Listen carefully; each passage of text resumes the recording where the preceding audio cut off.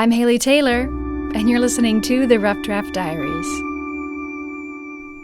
Thanksgiving is on its way, and since I'm a sucker for holiday specials, we're taking a brief break from our normal programming here on the Rough Draft Diaries to bring you, well, a holiday special.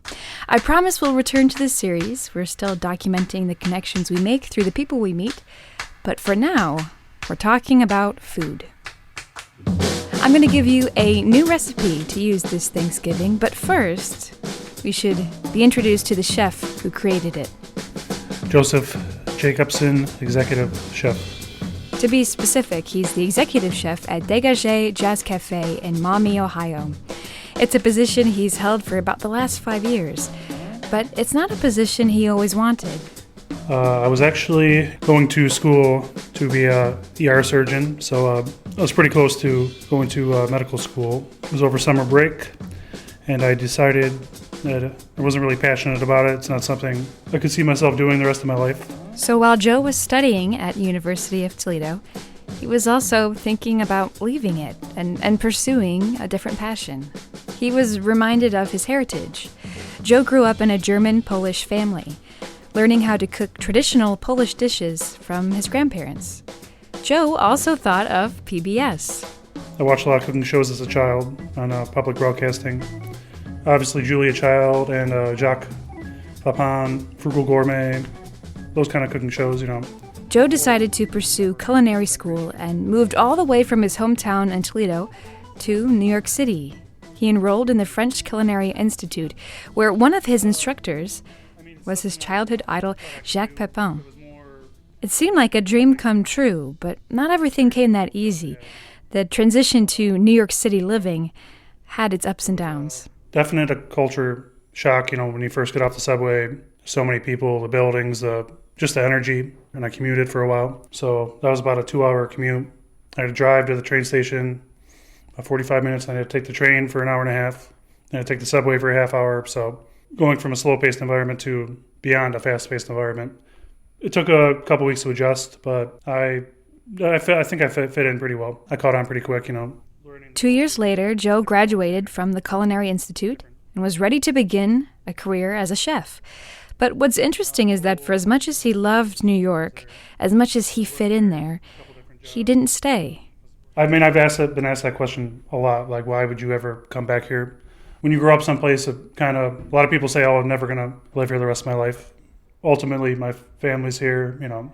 You don't have as much of an opportunity to make your footprint there. It's so competitive. There's so many restaurants. And I wanted to give people the opportunity to eat, you know, some real food again, which has been lost over the decades. That loss, according to Joe, comes from an influx of chain restaurants. Restaurants that promise fast service for cheap prices for food that's not in season.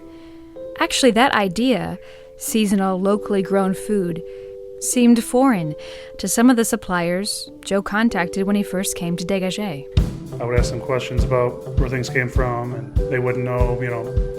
They try to convince me that Mexican tomatoes are as good as, you know, farm-raised local tomatoes around here, and it would just be shocking to me because, you know, they don't taste the same at all.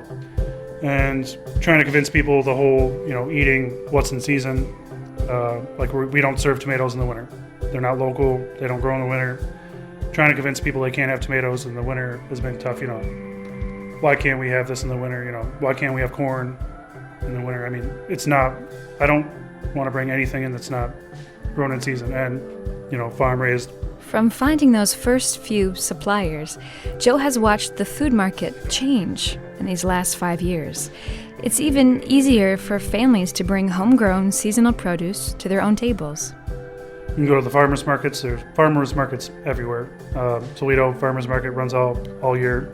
I mean, there's tons of farms around here. You can actually even go to these farms. You can call them up, and there's tons of CSAs you can do where every week they give you a basket of stuff, you know. And if the market is changing, that means the culture is changing as well. You know, a lot of times when I first started, people, you know, didn't want to hear where their food came from. You know, they're just kind of, you know, out of mind, out of sight. You know, they don't want to know anything.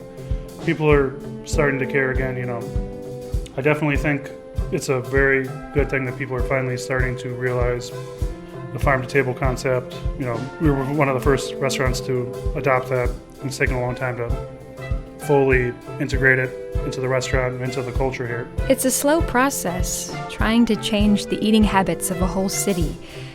But Joe doesn't seem ready to ease up, which is kind of funny, because dégagé is a French word, meaning free or relaxed. But I think Joe will always be ready for that next challenge. I think he actually enjoys tackling them head on.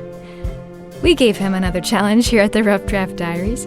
We asked if he would share with us a recipe of a classic Thanksgiving dish, and he gave us a new improved take on the sweet potato. We'll share that recipe with you in this next episode of the Rough Draft Diaries, but you can also watch the video as well, which gives a nice behind-the-scenes look of Dégagé, but also production on the Rough Draft Diaries. For now, I'm Haley Taylor, and thanks for listening.